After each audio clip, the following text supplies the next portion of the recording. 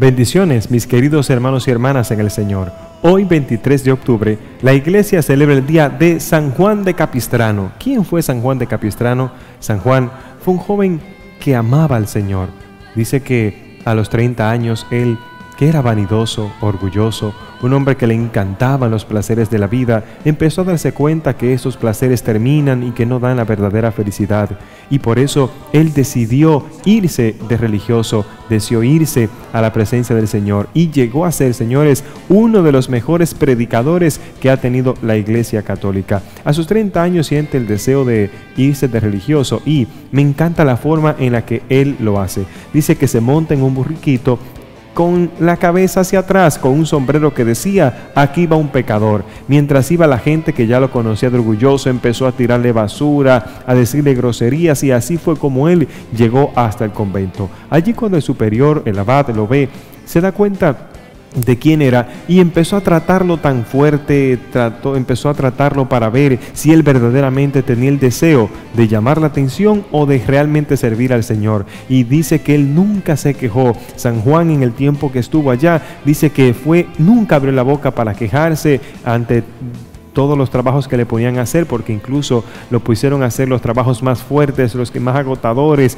pedir limosna, los más humillantes, y después el mismo San Juan de Capistrano diría lo grande que fue para él y lo provechoso para su espíritu poder humillarse así, para él poder crecer, porque cuando nos humillamos realmente Dios nos engrandece. Allí empezó a formarse. A los 33 años fue hecho sacerdote, de verdad. Ahí fue cuando él recibió esa gran consagración, hizo sus votos, y lo más impresionante, señores, fue que empezó a predicar, y cuando empezó a hablar palabra de Dios lo hacía con un valor, con una fuerza que la gente se conmovía, empezaba a convertirse. Llegó un momento cuando a él le tocó misionar por países predicando la palabra de Dios, que cuando él se presentaba la gente no cabía en la iglesia, tenía que predicar en las plazas, en los lugares públicos, porque la gente no cabía. Pero no solo predicaba con palabras, sino también con hechos. Se mortificaba, hacía ayunos, por ejemplo, en el comer. Era impresionante ver cómo este hombre era de oración y también palabras. Lo que nos enseña a nosotros es que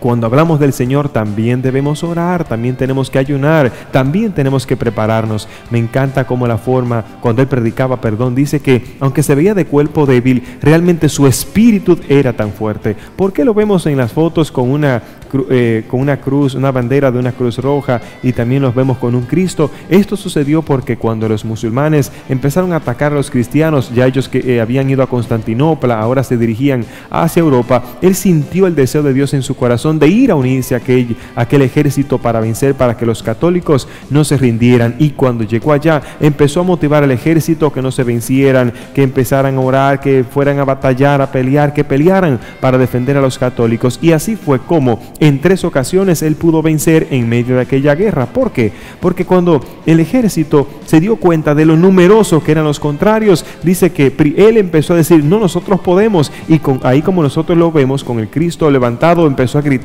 Jesús, Jesús, Jesús, Jesús, Jesús, Jesús. Y dice que todos estos hombres se llenaron de un valor, y fue impresionante la derrota que ellos le dieron al adversario. Señores, eran prácticamente el doble que tenía, pero ahí se ve cómo Dios pelea con nosotros en nuestras batallas más difíciles. También en un momento de desesperación se pensaban rendir, y empezó a motivarlos, no se vayan, no se vayan. Ahí se quedaron. Fue la segunda ocasión, y la primera ocasión fue cuando él convenció al ejército cristiano de que debía pelear esta batalla, que no se alejaran, que no se fueran, que no se dieran por derrotados. Por eso nosotros lo vemos a él como un valiente, y él es declarado creyentes valientes, todos a defender nuestra santa religión. Fue su lema, creyentes valientes, vamos a defender, porque la religión, la fe, no solo se defiende con palabras, sino también con hechos. Por eso me encanta cuando la palabra dice, tenemos que estar preparados cuando nos toque dar uso y razón de nuestra fe. Hoy es un día